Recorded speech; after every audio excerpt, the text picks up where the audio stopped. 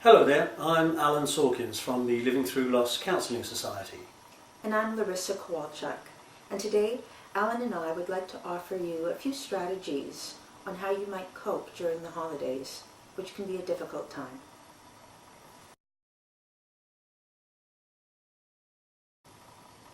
So one of the things that I think is very important is that we actually plan ahead for the holidays. Usually within families there are traditions and rituals that happen and we might want to make changes to those. And so we have to think about what it is we want over that holiday period.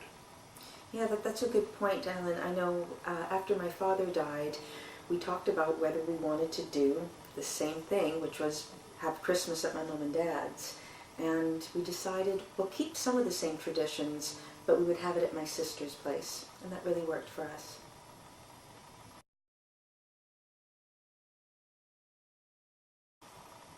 We know that talking about our grief is a very important part of our healing process, and yet it can feel very difficult to bring the subject up during a time when everyone is happy. Yeah, I think it's almost like there's an elephant in the room. You know, let's not mention, for example, Dad because he's not here and people will be upset. But once we do acknowledge that Dad isn't there, it opens it up for people to be able to speak freely and to talk about their grief and for everyone to know that it's actually okay. Yeah, there's no longer an elephant in the room. Exactly, there's no longer an elephant in the room.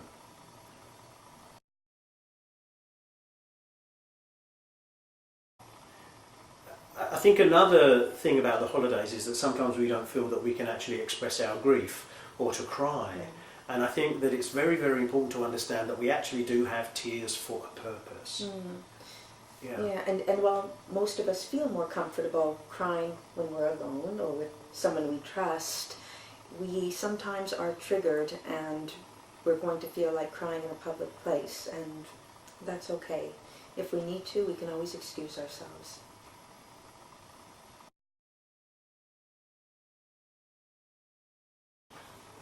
I find that many people have traditions during the holiday time, and for some people, reevaluating these traditions and maybe making some changes can be a very helpful part of coping with the grief. But I also think that sometimes we don't even realise people had a particular ritual or particular tradition in the family. My late partner used to love wrapping Christmas gifts, but I hated it. So once he was gone, it was now my job to do the gifts, and it was like, this isn't my job, I shouldn't be doing this. So there was some grief there, but it also made me realise that we had fallen into particular traditions. And so now I make my own tradition of wrapping the gifts in a different way, and I think that that's sometimes what we need to do, is to just rethink, okay, how do I want to do it this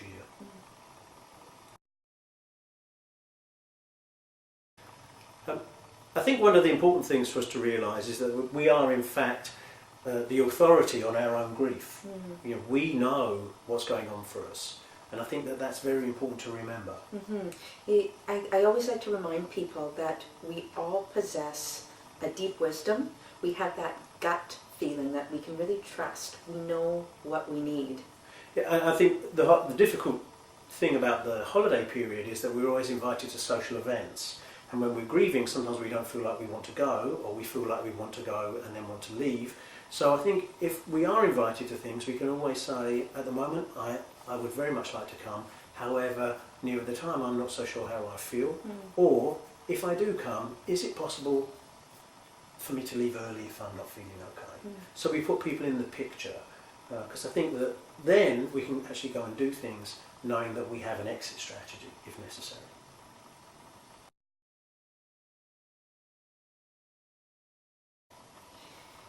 When we're grieving, it can feel much easier to be spending time with people who we trust and people that we feel really understand what we're going through.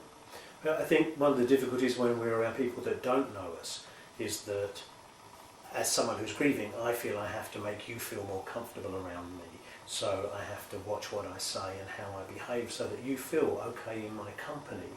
And that's actually quite a burden on someone who's grieving, but I think it's what naturally happens with people we don't know. Right. And at the same time, I know sometimes people worry that they're going to burden their good friends and their the people that are being a great support to them. And so simply having that conversation of letting them know if there are times when you can't listen to me or talk about this with me, that's okay too, because we want those relationships to make it through the long term.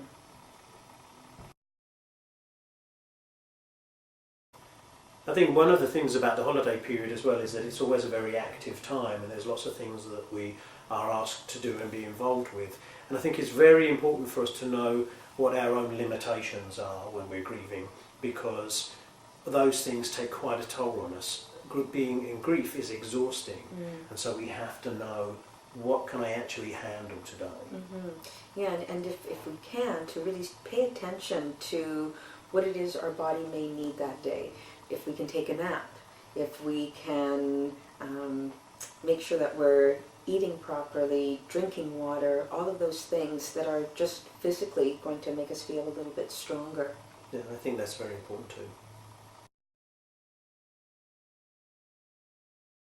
So in closing, I just want to mention again how important it is that we make use of all of our resources. And that includes taking care of our body, just on a very basic level.